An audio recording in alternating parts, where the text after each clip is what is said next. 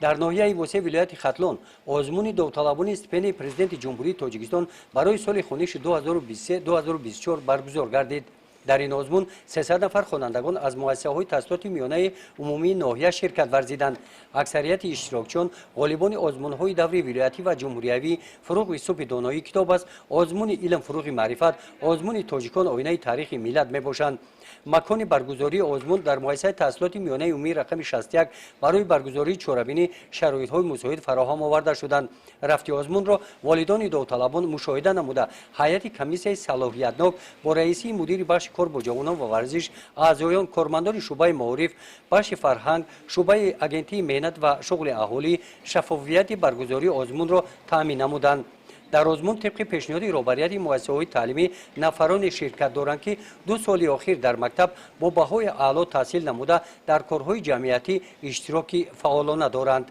سال سوم است که در آزمون داوطلبان گیرندگان استیپندیای پرزیدنتی شرکت می‌ورزم و امروز طبق نقشه چهاربینی بخش کار با جوانان و ورزش ناحیه وسه در ناحیه آزمون داوطلبان استیپندیای پرزیدنتی برگزار گردیده ایستاده است و که آزمون خیلی شفاف گذشته ایستاده است و ما باوری داریم که در این آزمون بهترین ها غالب می‌آیند و ما جوانان پیش از همه مینداری خود را به اساسگزار صلح و وحدت ملی محترم امام علی رحمان برای چنین دستگیریشان میرسانیم و کوشش میکنیم که سزاواری این همه غمخواری پیشوای معظم ملت باشیم. شکر وحدت، شکر بخت پایدار، پیشوا داریم افتخار، به ملال از زحمت پیوسته اش گل افشان است میهن چون بهار.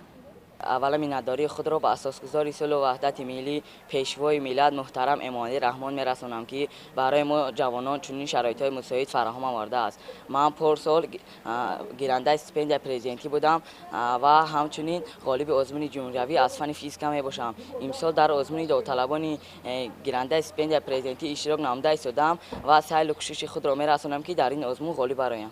پیش از برگزاری آزمون داوطلبان استیپندیای پرزیدنت جمهوری تاجیکستان واخوری کمیسیون آزمون با والدان و داوطلبان برگزار کرده شد. در واخوری قید کرده شد که جهت دستگیری های پیشوای ملت پرزیدنت جمهوری تاجیکستان محترم امام علی رحمان مقصد تاسیس استیپندیای پرزیدنت جمهوری تاجیکستان این هوسمند گردانیدن نسل نو است، با بهای اعلی تحصیل نمودن آنها اشتراک فعالانه در کارهای جمعیتی، سیاسی، معرفتی و فرهنگی روانه گردیده است. مورد ذکر است که سالهای 2022-2023 در ناحیه وسه 76 نفر خوانندگان مؤسسه‌های تحصیلات میانه عمومی گیرندگان استیپندیای پرزیدنت جمهوری تاجیکستان بودند. از اینها 26 نفر ختم کنندگان امسال طریق مرکزهای ملی تستی به مکتب‌های عالی تاجیکستان داخل گردیدند.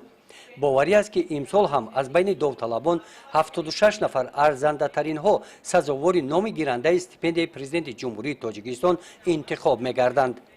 گزارش خواجه نظریف خدای نظر ظهوروف از ناحیه وسه برای برنامه اطلاعاتی نوید.